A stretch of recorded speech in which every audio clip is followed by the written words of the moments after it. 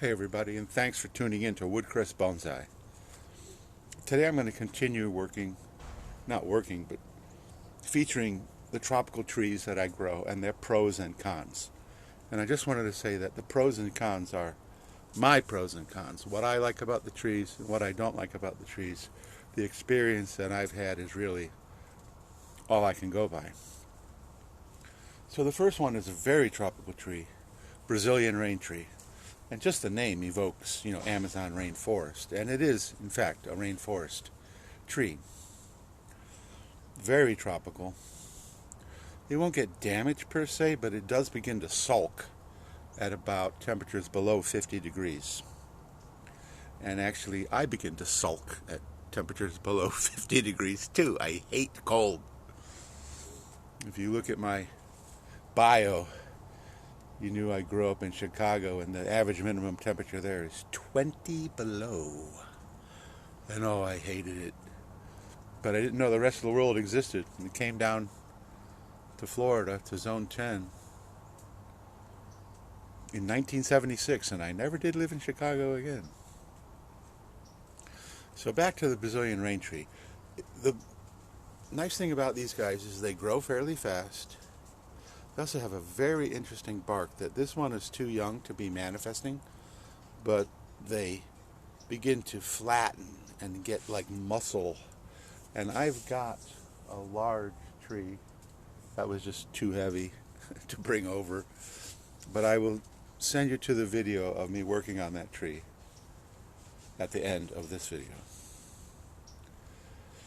So what are the drawbacks? Well, one drawback is they die back when you cut them, so you have to leave a stub, and even then they can die back beyond what you really want. So if we look at this tree, actually just let me pull it out of the pot. If you look at this tree right here, you'll see that from this cut it's died back all the way to the base, which will then begin to produce some rot. So I always leave a stub like this, because if you cut flush, it will die back into the trunk.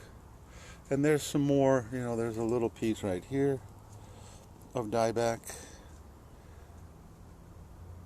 that I hope you can see.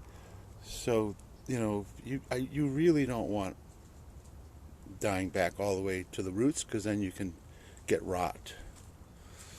And then the other thing, and I guess we can show one of them guys, is that it has nasty spines. Now these are just baby spines. These guys here, they can get an inch long, inch and a half long, and they are nasty. But it's not that difficult. Let me just throw him back in the pot and put him over here again. It's not that difficult to keep the trees from scratching you. First of all, you can remove the spines by clipping them. Normally when I do clip them, I hold the end of the spine and then clip the base. And I also wear goggles, because if you don't hold the end and you're clipping them, they can just sort of jettison all over the place. And I'll be damned if I'm going to lose an eyeball to a Brazilian rain tree. If you have a mature tree and you have removed most of the spines, all the spines, then you don't normally have a problem with spines anymore, because you're pinching new growth, and the spines only appear as new growth elongates. So typically the spines are no longer a problem if you've removed the spines from a mature tree and then you're pinching that tree the way you should be to create the form of the bonsai. So that's Brazilian rain tree. The next one is dwarf black olive, Lucida spinosa. These are also a very tropical tree. And if you've watched any of my videos, you know I speak of a man, Jim Smith, who sadly died in 2016, but he left his collection to the Heathcote Botanical Gardens, and I just went in October to give you a tour of his collection, so I will also leave a link to that video at the end of this one. And his nursery, he was also a wholesale grower of pre-bonsai and finished bonsai. So most of his nursery was under shade cloth. Some of it was out in full sun. Then he also had 2 hoop houses, that were covered in plastic 365 days a year.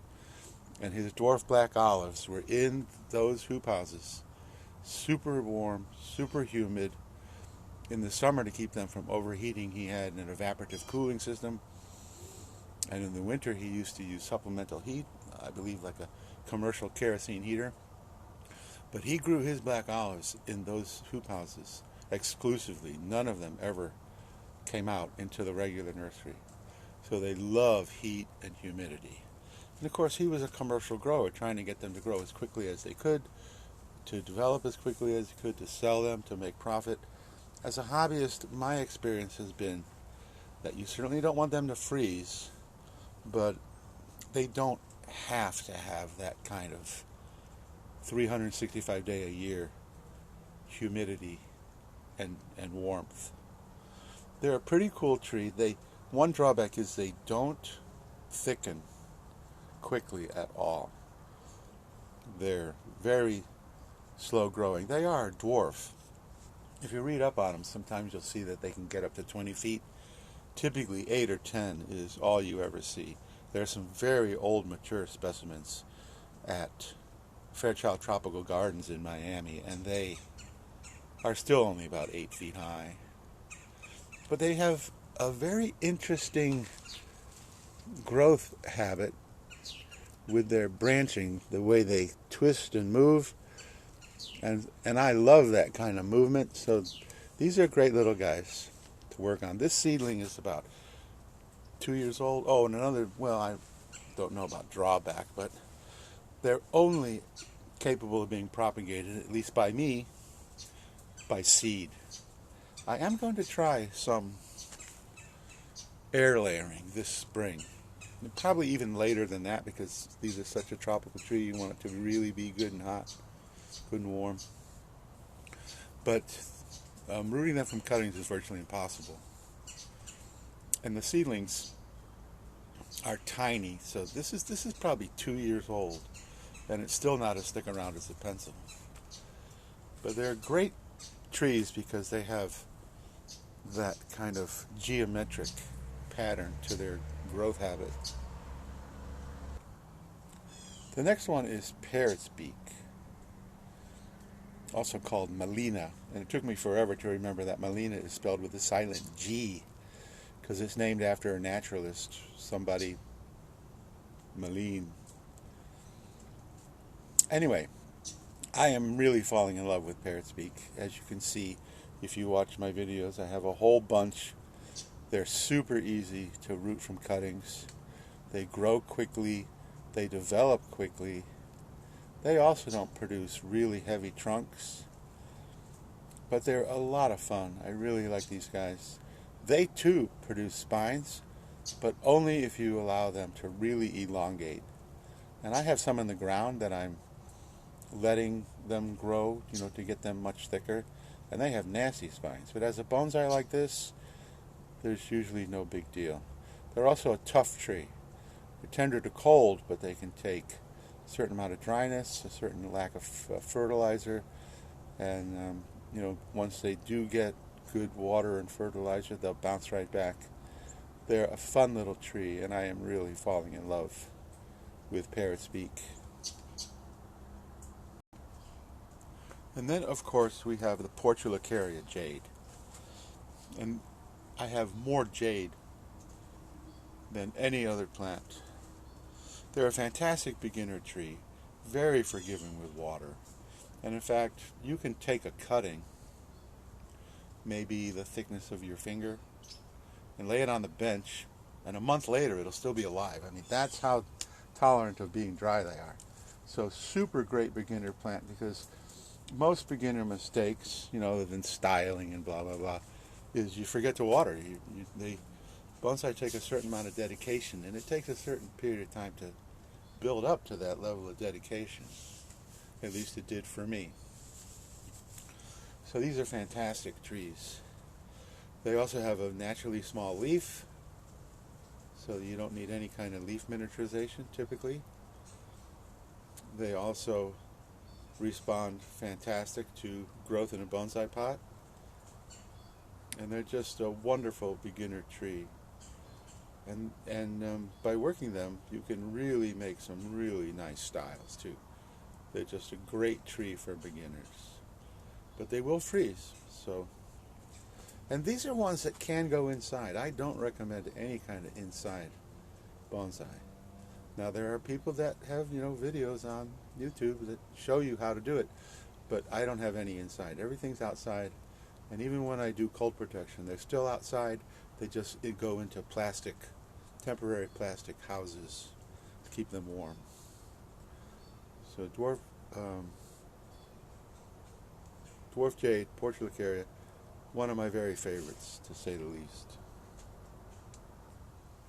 Next we have a tamarind, or a tamarind, I don't know how you pronounce it. This is my one and only cutting I took.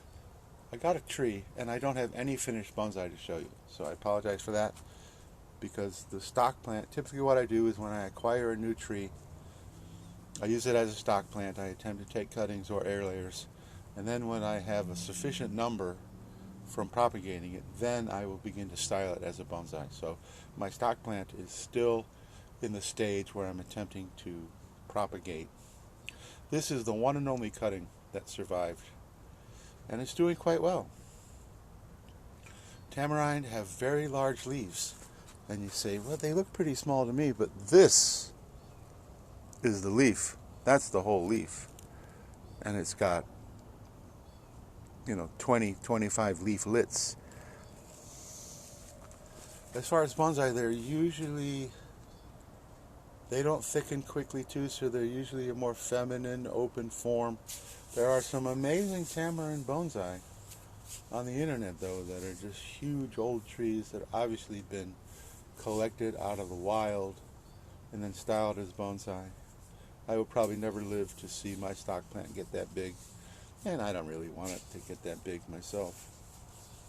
And it's a fairly new tree to me, so as far as drawbacks and pros and cons, obviously they were very difficult to root. I took numerous cuttings and only got one. I've allowed the stock plant to grow very long, so I'm going to do some air layering come, well, of course you know what I'm saying, next spring. So that's tamarind, or tamarind. Next up is Premna. And Premna is also fairly new to me. I probably acquired my first Premna 3 or 4 years ago, maybe a little bit longer than that, because you know how time flies. All of a sudden, poof, wait a minute, it's 2025 in a month? How did that happen? As far as pros, Premna is probably the world record holder for leaf reduction. Now this particular tree still has some fairly large leaves, like that guy there. But if you work it, you can get leaves that are so tiny. I did 4 Mame Premna, and I've been pinching and pinching and pinching them, and they all have such tiny little leaves. And you can see the video of those 4 at the end of this video. But for comparison, let me bring him over a little bit. This is a mature leaf. I have some growing in the ground that I'm just letting them grow crazy, and that's the mature leaf. So one of the best trees for leaf miniaturization that I've ever seen. And the cons, are there any cons to Premna? Well, for one thing, they naturally like to sucker from the base, so that's one thing I've not been very happy with, is the ones I put in the ground started to sucker from the base, and I've let some of them grow, but I really wanted single chunks, so I'll have to chop those suckers off. I probably should have been more diligent about keeping the suckers from forming in the first place, but that's really about it, other than, once again, they're tender to cold. I did a video just recently that I don't think I'm going to show you about one that was so big and it was so beautiful and it was just going to be such a nice tree. And in the last freeze we had, even though I thought it was protected by the trees above it, it died back almost to nothing. So other than that, I just love Premna too. They grow fast, they're easy to style, they have no spines. They're also very tough. They can take a certain amount of dry. They respond very well to good water and fertilizer, so they grow like crazy. And they're another one that I have just fallen in love with. They've become probably my favorite tree to make mame because of the leaf miniaturization and the fact that they can handle those tiny little pots. That video that shows the 4 little ones is positive proof of that. Next on the list is sea hibiscus, also called maho. And this guy was about 4 feet high. And I cut it back to just the stump. You can see the scar.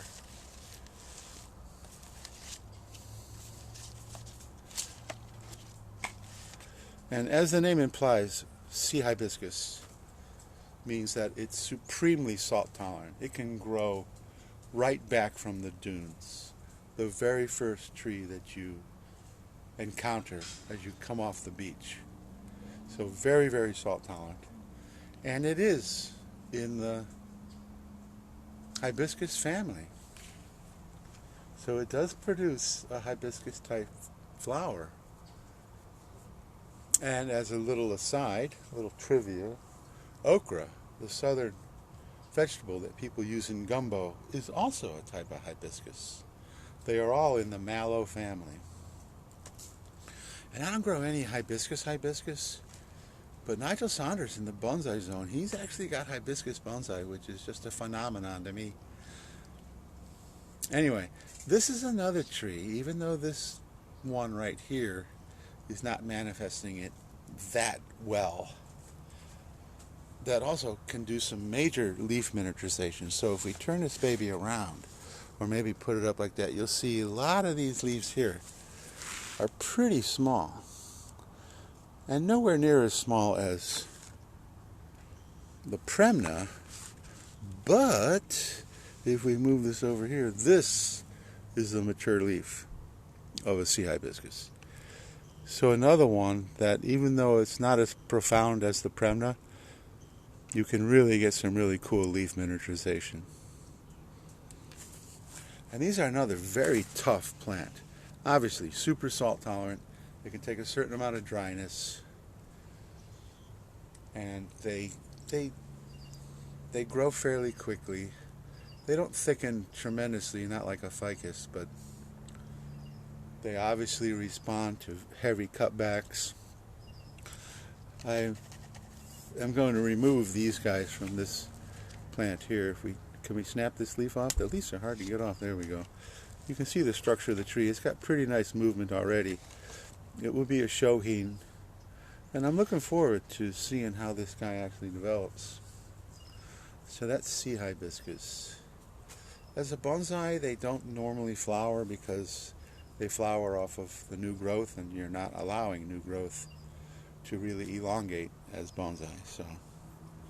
But a tough plant, except that they freeze. Next we have Nia buxifolia. And the buxifolia, from the Latin, literally means leaf like a boxwood. So the northern boxwood. These are another very tropical tree, native to the Caribbean islands. If you ever see really large ones, they almost always have been dug out of the wild, usually in Puerto Rico. There's some bonsai artists that really introduce Nia to the rest of the world with those collected specimens. This is actually a cutting, so the positive is they root from cuttings very easily. Probably the biggest negative is they take forever to get thick trunks. Although, this one, I'm happy with this, but to get a trunk like that, sometimes you'll see them with huge trunks like that. Almost every single one of those was collected out of the wild. They could be 20, 25, 30 years old. As the name implies, boxwood leaf, they have a very small leaf. This is the mature size of the leaf, so leaf miniaturization is not an issue. They grow with very long tendrils, So if we bring him down like this, we see that on the top these really long tendrils. So they certainly take a while to get any kind of taper. And this tree has some interesting aspects. You know, we got first main branch. What this thing is doing looping back around is anybody's guess. I don't know. And then we have a second main branch and an apex, and I may even just take it to there, just take all of this off and make that the new apex. No spines, fairly easy to grow, also pretty tough, can take a certain amount of dryness. And this is another one that is a fairly new acquisition for me. So I'm happy that they propagate. I would like for them to thicken more. I may take, and no, I'm going to say I may take, I already have put some in the ground, and so we'll wait and see if that hastens the thickening process. But Nia buxifolia, another fairly new addition for me, but I'm liking this tree too. Next up is Carissa grandiflora, also called natal plum, because they make a fruit, a red fruit, that sort of looks like a plum. I don't think it looks anything close to a plum, but they call it natal plum anyway. It also produces a real pretty, finely divided white flower that's reminiscent of the plant called Confederate jasmine. And that's because they're very closely related to Confederate jasmine, which, by the way, is a vine. Sometimes you'll see Confederate jasmine as bonsai, but rarely. Carissa used to be very popular in Florida as a landscape plant. The variety that I grow and what you're seeing here is called Boxwood Beauty. The wild Carissa is a crazy thing that suckers from the base and gets to be a huge, tangled, thorny. So I don't like those at all. But the Boxwood Beauty is a pretty nice tree for bonsai. I've also featured this. This is a buncheon. It needs some work. It's also developing directional growth. So if we show it like this, you can see all the leaves are pointing this way. If we turn it around, they're all pointing the other way. And that's because it's been sitting on the bench going towards the sun. And if we look at the front, we see it's got some decent movement, but a lot of it is hiding because it needs, it needs work. This was another one that literally fell over almost horizontal. So one of my videos featuring this tree was I brought it back upright, and I worked on it 2 or 3 times. It's ready for another round of work. Like all this little stuff needs to come off. The first main branch needs some more development. Some of this up here is too heavy. It needs to be removed. Now I've grown Carissa as bonsai for a long time. They're another one that rarely produces any kind of thickness in the trunk. I've seen hedges that were 30 or 40 years old and the trunks were maybe 1.5 inches. So it takes a long time for them to get any thickness. And I don't think I've ever seen one more than about 2 inches across. They do have a really nice bright green leaf. They miniaturize fairly well. I do have a mame that's done quite well in a small pot. Oh, and there's also another variety called prostrata that grows only about 6 inches high and spreads along the ground. I've got one of those, but I don't find them suitable for bonsai. They never do much. So that is Carissa. And the last one on my list is yet another mystery plant. Brand new to me. I purchased this guy in May of this year. And it was just kind of a stick, and it was totally chlorotic, yellow, just not healthy. But I was just intrigued with its habit of growth, plus the natural small leaves, plus it's already beginning to get a kind of an interesting woody trunk.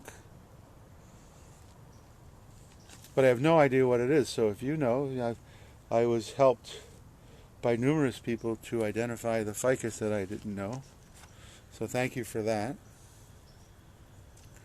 But I gave this guy a dose of fertilizer and it popped real nice, and so then I gave it another massive dose of fertilizer and it's just gone crazy. The guy that sold it to me tells me that it roots from cuttings really easily, so I'm going to do that. Once again, my stock plant, I usually let them grow like crazy and then take cuttings, and this one's I don't think is going to be a subject for air layering because it's still too small. But it's an interesting tree, and I'm very intrigued by the future possibilities to turn these guys into bonsai. I have the feeling they might make very, very nice mames or shohin. So like if we took this guy like this and then took all the rest of this off, and took some of this like this, you could have a very interesting little tree. So the plan for this tree, first of all, is to try to figure out what it is. And it really isn't necessary. I can grow it without knowing the name. Take cuttings in the spring, and then I'm probably going to do some either very big pots or in the ground to see what kind of growth I can get out of it. And the guy that sold it to me did tell me what it was, but when I searched that name online, I got a completely different plant. It had no resemblance to this guy. So I don't think that was what it was. And to tell you honestly, I forgot what he even told me. But I think this is just a cool plant. I just love it. And I love new acquisitions. I've been growing Portulacaria forever, Carissas, and Ficus. But I love new acquisitions. So if you know the name of this guy, put it in the comments and we'll look it up and see if it looks the same. So that's it for today. That was quite a few species, and none of them have cons, drawbacks that I find overwhelming. So they're all worthwhile trees to grow if you live in a tropical climate, or you can provide tropical conditions in the winter. And I'll say it again, that if you do live in northern climates, inside your house is a horrible idea, at least for me. I just don't